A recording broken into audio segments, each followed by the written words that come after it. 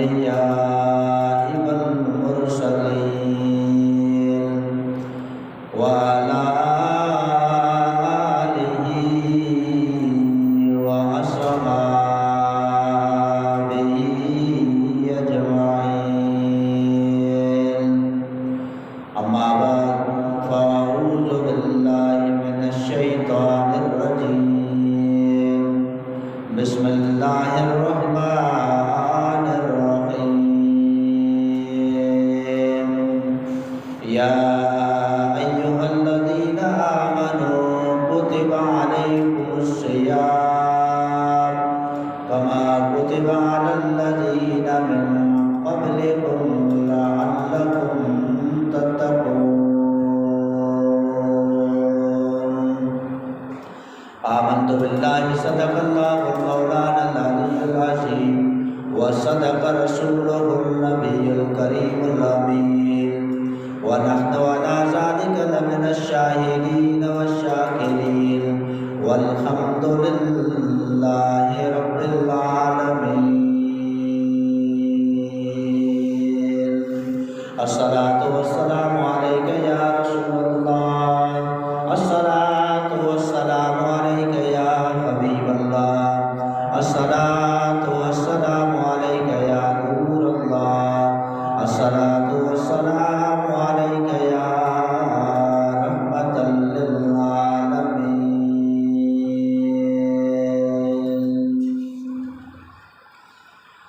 اللہ رب العزت کی حمد و ثنا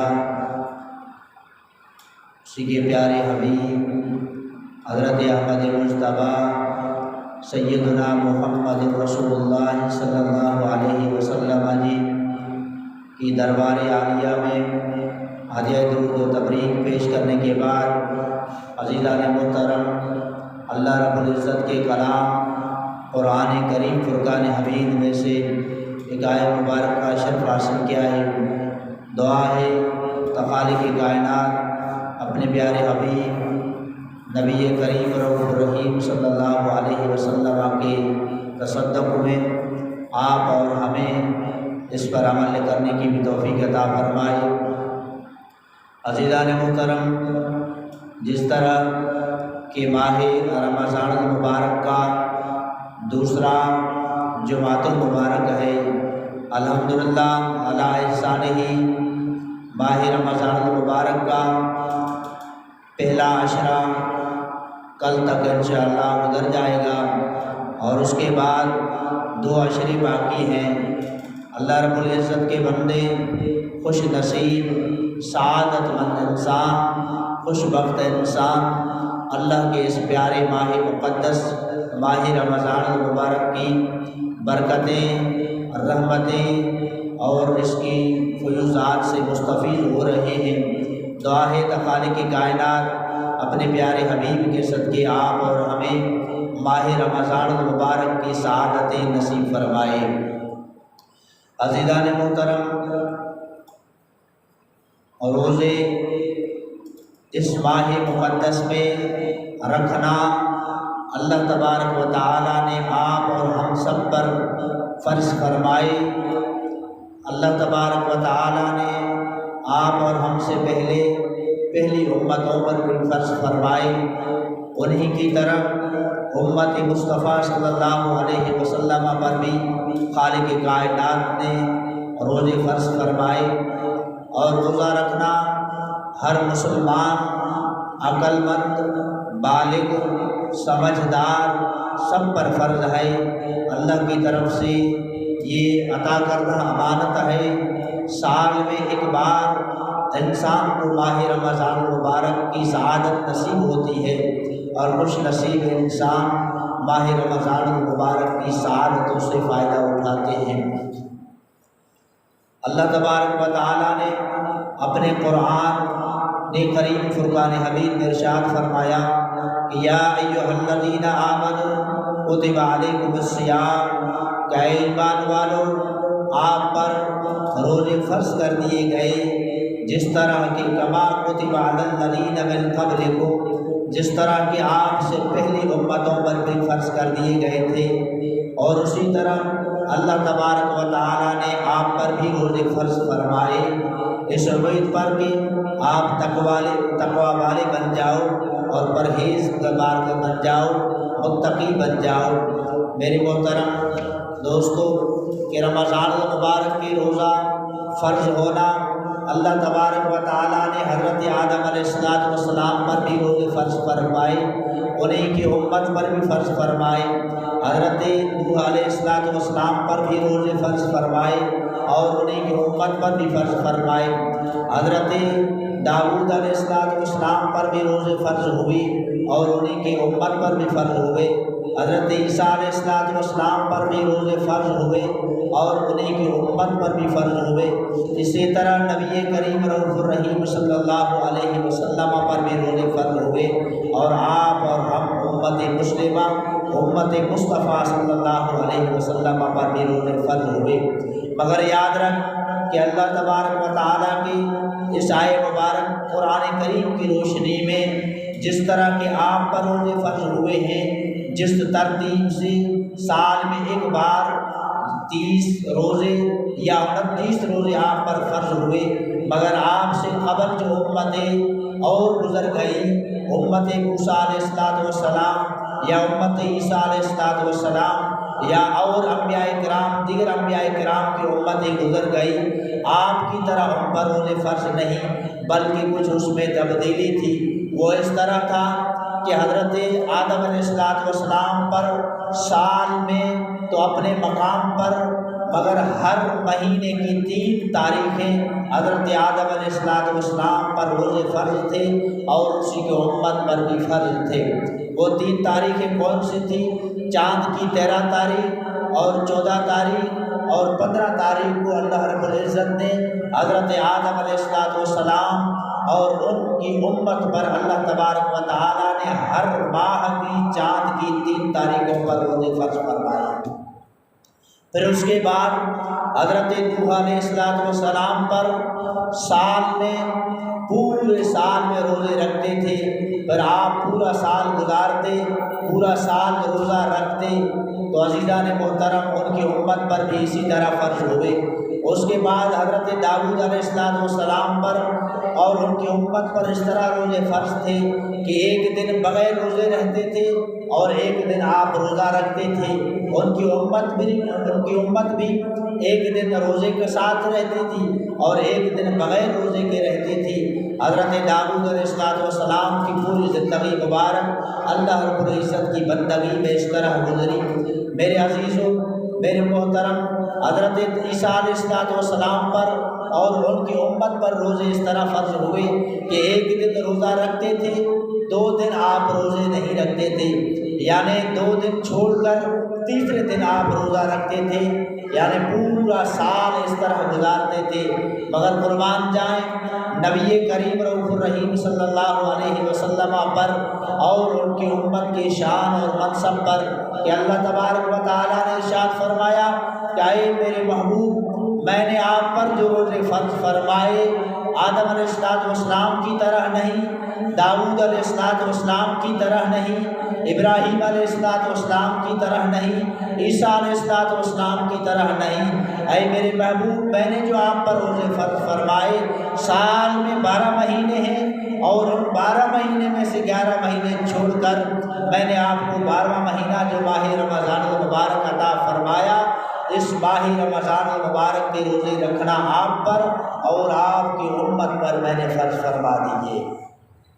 تو میرے محترم بھائیوں، اب رہی بات جو پچھلی امتوں پر روزے ہوئے، ایک دن رکھنا، ایک دن روزے نہ رکھنا، یا 2 دن بغیر روزے کے رہنا، ایک دن روزہ رکھنا، یا اس کے علاوہ ہر مہینے میں 13 تاریخ، 14 تاریخ اور 15 تاریخ کو روزے رکھنا، آیا ان کو جو پورے سال بھر کا ثواب ملتا تھا، اجر ملتا تھا روزے رکھنے کا، اور امت مصطفیٰ صلی اللہ علیہ وسلم کے لیے کیا ایک ہی مہینے کا روزہ رکھنا اس کا ایک ہی مہینے کا ثواب ہے یا سال بھر کے روزے کے رکھنے کا ثواب ہے؟ نبی کریم رؤوف الرحیم صلی اللہ علیہ وسلم فرماتے ہیں، اے میرے امتیوں، آپ روزے رمضان المبارک کے پورے مہینے رکھو، اور اللہ رب العزت آپ کو پورے سال کا اجر و ثواب عطا فرمائے گا۔ یہ ہے خصوصیت امت مصطفیٰ صلی اللہ علیہ وسلم۔ 11 مہینے انسان بغیر روزے کے رہتا ہے، اپنی حاجات و ضروریات میں زندگی گزارتا ہے، مگر جب سال کا احترام ایک ماہ رمضان المبارک میں کرتا ہے تو اللہ تبارک و تعالیٰ اسے ماہ رمضان المبارک کے تقدس اور برکات کی وجہ سے پورے سال کا ثواب اسے عطا فرما دیتا ہے۔ تو اللہ تبارک و تعالیٰ نے قرآن کریم فرقان حمید میں ارشاد فرمایا ہے، یا ایھا الذین آمنوا کتب علیکم الصیام کما کتب علی الذین من قبلکم لعلکم تتقون۔ اے ایمان والو، اللہ تبارک و تعالیٰ نے تم پر روزے فرض فرما دیے، اس طرح فرض فرمائے جس طرح کہ تم سے پہلے اگلی امتوں پر روزے فرض کر دیے گئے، اس امید پر کہ تم تقوی والے بن جاؤ، اس امید پر کہ تم پرہیزگار بن جاؤ۔ میرے عزیزان محترم، تقوی والا بن جانا، پرہیزگار بن جانا روزوں کی وجہ سے کس طرح ہے؟ اصل میں وجہ یہ ہے کہ نبی کریم رؤوف الرحیم صلی اللہ تعالی علیہ وسلم نے ارشاد فرمایا، جب اللہ کا بندہ روزہ رکھتا ہے تو اس کا روزہ رکھنا فقط اس بات کا نام نہیں ہے کہ کھانے پینے سے رکے رہنا یا جماع سے رکے رہنا، بلکہ نہیں، ہر چیز سے رکا رہنا۔ انسان غیبت سے بھی رکا رہتا ہے، کھانے پینے سے بھی رکا رہتا ہے، انسان ہر گلا سے بھی رکا رہتا ہے، انسان کی پرہیزگاری رہتی ہے، یعنی پورا جسم انسان کا روزے میں رہتا ہے۔ کان اس کے غیبت نہیں سنتے، زبان اس کی غلہ نہیں کرتی، آنکھوں سے بری چیزوں کو نہیں دیکھتا، اور اس کے علاوہ ہاتھوں کے ذریعے کس کو تکلیف نہیں پہنچاتا، پاؤں کے ذریعے کس کو تکلیف نہیں پہنچاتا۔ یعنی محبوب کریم رؤوف الرحیم صلی اللہ تعالی علیہ وسلم نے ارشاد فرمایا، جب اللہ کا بندہ روزہ رکھتا ہے گویا اس کا پورا جسم روزے میں رہتا ہے، اللہ تعالیٰ کی فرما برداری میں گزارتا ہے، تو خالق کائنات اسے اجر و ثواب بھی پورے روزے کا عطا فرما دیتا ہے۔ حالانکہ عموماً یہ ہوتا ہے انسان روزہ تو رکھتا ہے مگر کھانا پینا اس کے لیے، کھانے پینے سے بند رہنا، رکا رہنا، جماع سے رکا رہنا، تو انسان کا تصور یہ ہوتا ہے کہ روزہ فقط ان چیزوں کا نام ہے۔ نہیں میرے دوستو، روزہ فقط اس چیز کا نام نہیں ہے کہ انسان کھانے پینے سے رکا رہے یا جماع سے رکا رہے، نہیں، بلکہ انسان ہر بری چیز سے رکے رہنے کا یہ روزے کا نام ہے۔ روزہ رکھنا ویسے ہی بری چیزوں کے قریب جانا، بری چیزوں سے پرہیز کرنا انسان کے لیے بہتر ہے، شرعیت کا بھی حکم ہے، مگر جو آقا علیہ الصلوۃ والسلام نے ارشاد فرمایا کہ روزے کی حالت میں انسان کا پورا جسم، اس کے حواس، اس کے سارے ضروریات جو چیزیں ہیں سب چیزوں سے رکا رہنا، یہ روزے کا نام ہے۔ دراصل عام معاشرے میں یہ چیز پائی جاتی ہے کہ انسان نے صبح کو سحری کر لی، شام تک افطار کر لیا، بس کھانے پینے سے رکا رہنا، انسان کے یہ تصور میں رہتا ہے کہ بس روزہ اس چیز کا نام ہے، مگر روزہ اس چیز کا فقط نام نہیں ہے۔ روزہ اس چیز کا نام ہے کہ انسان گلہ سے دور رہے، انسان زناکاری سے دور رہے، انسان کسی کے پسے پشت گلا کرنے سے دور رہے، انسان بدگوئی سے دور رہے، انسان کسی کو زبان کے ذریعے تکلیف نہ پہنچائے اس چیز سے دور رہے، انسان جھوٹ بولنے سے دور رہے، انسان ہر طرح کی برائی سے دور رہے۔ میرے محترم، انسان ہر چیزوں سے دور رہنے کا نام روزے کا نام ہے اور روزہ کہا جاتا ہے۔ اس لیے اللہ تبارک و تعالیٰ نے اس آیت مبارک کے آخری حصے میں ارشاد فرمایا لعلکم تتقون، اس امید کہ تم تقوی والے اور پرہیزگار بن جاؤ۔ تو تقوی فقط کھانا پینا، جسم سے ان چیزوں کا رکا رہنا اس چیز کا نام نہیں ہے، بلکہ ہر بری چیز جو جسم سے واسطہ رکھتی ہے ان چیزوں سے بند رہنا، ان چیزوں سے رکا رہنا، تقوی اس چیز کا نام ہے۔ تو میرے محترم، روزہ کا ثواب نبی کریم رؤوف الرحیم صلی اللہ علیہ وسلم ارشاد فرماتے ہیں کہ جب میرا امتی روزہ رکھتا ہے اور اس سے اللہ تبارک و تعالیٰ جو اجر و ثواب عطا فرما دیتا ہے، وہ روزہ رکھنے والے کو ثواب جو دیا جاتا ہے شہید اور صدیقین کا ثواب ملتا ہے۔ روزہ رکھنے والے کو شہداء اور اصدقاء کا ثواب ملتا ہے۔ صحابہ کرام رضوان اللہ تعالیٰ علیہم اجمعین نے عرض کیا یا رسول اللہ صلی اللہ تعالیٰ علیہ وسلم، اے میرے محبوب، روزہ رکھنا تو اچھی بات ہے، روزے کا ثواب بھی ملتا ہے، یہ بھی ہم جانتے ہیں، اے میرے محبوب، مگر روزہ رکھنا، روزے میں ہم یہ کام تو ضرور کر لیتے ہیں، روزہ بھی رکھتے ہیں، سحری کرتے ہیں، افطار کرتے ہیں، قرآن کریم کی تلاوت کرتے ہیں، نماز پنجگانہ با جماعت ادا کرتے ہیں، اے میرے محبوب ہمیں روزے کا ثواب تو ویسے ہی مل جاتا ہے، اے میرے آقا، مگر شہید اور صدیق کا ثواب ہمیں کیسے ملتا ہے؟ نبی کریم رؤوف الرحیم صلی اللہ علیہ وسلم نے ارشاد فرمایا کہ اے میرے امتیوں، جو میرا امتی ماہ رمضان المبارک کا روزہ رکھے اور ماہ رمضان المبارک کا تقدس جانے، یعنی اس کی برکات اور اس کی عزت و شان کو جانے، اس کا احترام کرے، اور ماہ رمضان المبارک کے اندر تراویح پڑھے اور تراویح میں قرآن کریم کی تلاوت کرے اور سنے، اللہ تبارک و تعالیٰ اسے روزے دار، اسی روزے رکھنے والے کو شہید اور اسے صدیق کا ثواب عطا فرما دیتا ہے۔ تو میرے محترم بھائیو، شہید اور صدیق ایک عام منصب نہیں ہے، شہید اور صدیق ایک بہترین مقام اور منصب ہے جو اللہ تبارک و تعالی اپنے بندوں کو عطا فرما دیتا ہے۔ میرے محترم، نبی کریم رؤوف الرحیم صلی اللہ علیہ وسلم نے ارشاد فرمایا کہ رمضان المبارک کی ہر گھڑی، رمضان المبارک کا ہر لحظہ، رمضان المبارک کی ہر آن میں میرا امتی جب روزہ رکھتا ہے تو پورے 24 گھنٹے اس کی عبادت میں گزرتے ہیں۔ حالانکہ ظاہراً پنجگانہ با جماعت پڑھنا، فجر کا وقت مقرر ہے، ظہر کا وقت بھی معین و مقرر ہے، عصر کا وقت بھی معین و مقرر ہے،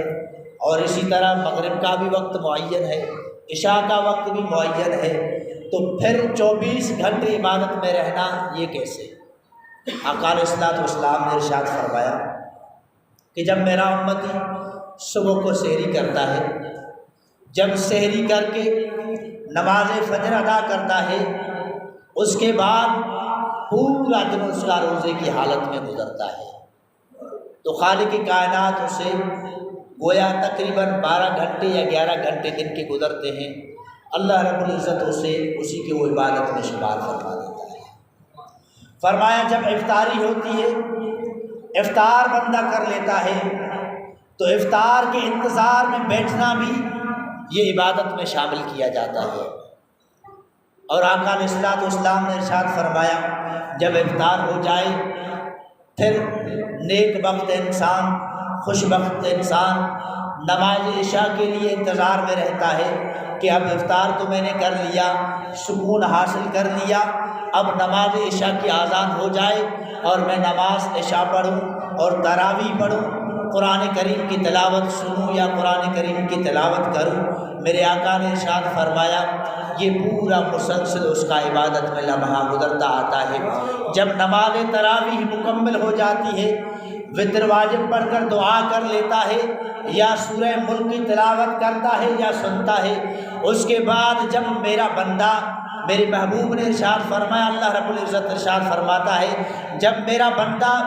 اپنے بسترے پر آرام کر لیتا ہے، اور بسترے پر آرام بھی اس حال میں کرتا ہے کہ جب رات کو سوئے اور صبح کی افطاری کے لیے اس کے ذہن میں رہتا ہے، اپنے اہل کو، اپنے گھر والوں کو ہوشیار کر دیتا ہے کہ صبح سحری اس ٹائم پہ کرنی ہے، اور صبح سحری کے لیے کھانا یہ تیار کرنا ہے، صبح سحری کے لیے ان چیزوں کو تیار کرنا ہے، صبح سحری میں نے کرنی ہے۔ میرے محبوب نے ارشاد فرمایا، جب میرا امتی رات کو بستر پر سوئے اور سحری کے انتظار میں سوئے، صبح کو سحری کے انتظار میں رہتا ہے، اللہ رب العزت وہ گھڑی رات کا سونا بھی اس کی عبادت میں شامل کر دیتا ہے۔ اور یہ میرا کہنا نہیں ہے، بلکہ تفسیر نعیمی میں ارشاد فرمایا گیا، تفسیر نعیمی کوئی عام کتاب تفاسیر کی کتاب نہیں ہے، بلکہ تفسیر نعیمی ایک بہترین کتاب ہے۔ اس میں ارشاد فرمایا گیا کہ میرے محبوب نے ارشاد فرمایا، جب میرا امتی صبح کے سحری سے لے کر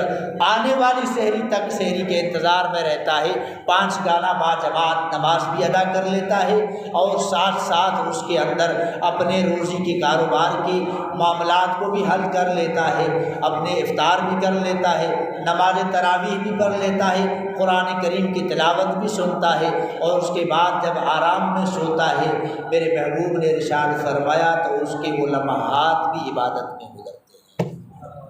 گویا 24 گھنٹے رمضان المبارک کی عبادت میں گزر جاتے ہیں۔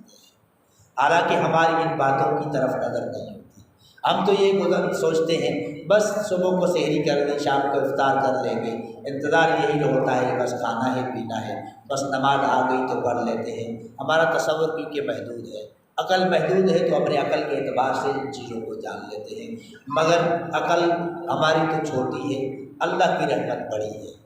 اللہ کی رحمت ان سب چیزوں سے بڑی ہے۔ میرے محبوب نے ارشاد فرمایا، میری رحمت اتنی وسیع ہے کہ میرے بندے کی سوچ تو پتہ نہیں، اپنی عقل تک جو حد ہوتی ہے اس تک رہتی ہے، میری رحمت ان کی حدود سے بھی کہیں حد بڑی ہے۔